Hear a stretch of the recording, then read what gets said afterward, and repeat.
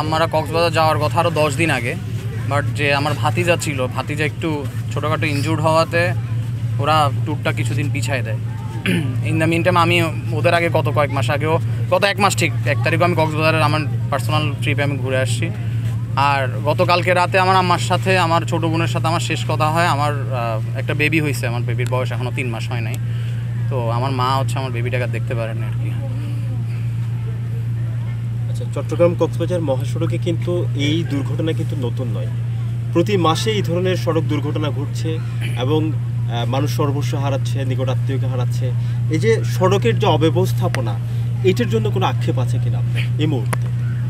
আক্ষেপ বলতে, সত্যি কথা বলতে, আমি যেটা বলছিলাম যে 1 মাস আগে আমি নিজে ড্রাইভ করে এই হাইওয়েটা দিয়ে আমি কক্সবাজার টেকনাফ যাই, আবার টেকনাফ থেকে নিজে ড্রাইভ করে আমি ফাঁসিয়াখালী হয়ে থানচি হয়ে আমি ঢাকা ব্যাক করি।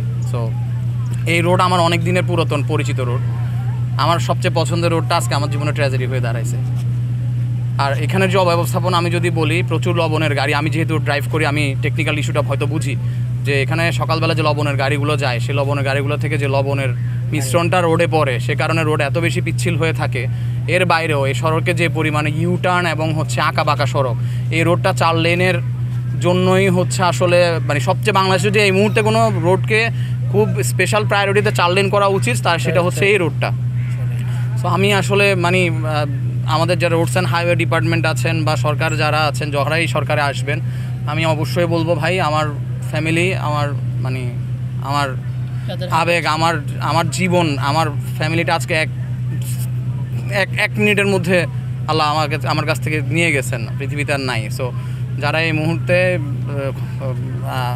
এইটার দায়িত্বে আছেন, কর্তৃপক্ষ আছেন, বা যারা এটার ভবিষ্যৎ নিয়ে চিন্তা ভাবনা করবেন, যে কোনো বাংলাদেশের যে কোনো সড়কের আগে সড়কটার 4 লেনে উন্নীত করার জন্য আসলে খুবই দরকার। এবং তাহলে হয়তো আমার মতো আছে কাউকে আপনাদের ক্যামেরার সামনে, মাইক্রোফোনের সামনে দাঁড়াতে হবে না হয়তো। কালকে কি কথা হয়েছিল সর্বশেষ একেবারে তারা যখন চলে আসছে? আমি প্রতিদিন অফিসের থেকে বাসায় যাওয়ার পর আমার মেয়েটার সাথে আমার আম্মুর একটু কথা বলাই দিই, যেহেতু দাদিকে ওভাবে দেখতে পারে নাই এখন পর্যন্ত। বাট এই আর কি, দাদির সাথে একটু কথা বলি, আমি নিজে একটু কথা, কালকে বেশিক্ষণ কথা বলতে পারি নাই। সো এই লাস্ট কথা আসলে এতটুকু হয়েছিল। আমার আম্মা আমাকে বলছিল যে তুই কুমিল্লায়, তো মনে হয় গরু মাংস দিয়ে খুব ভাত খাইতে ইচ্ছা করতেছে আর কি। এই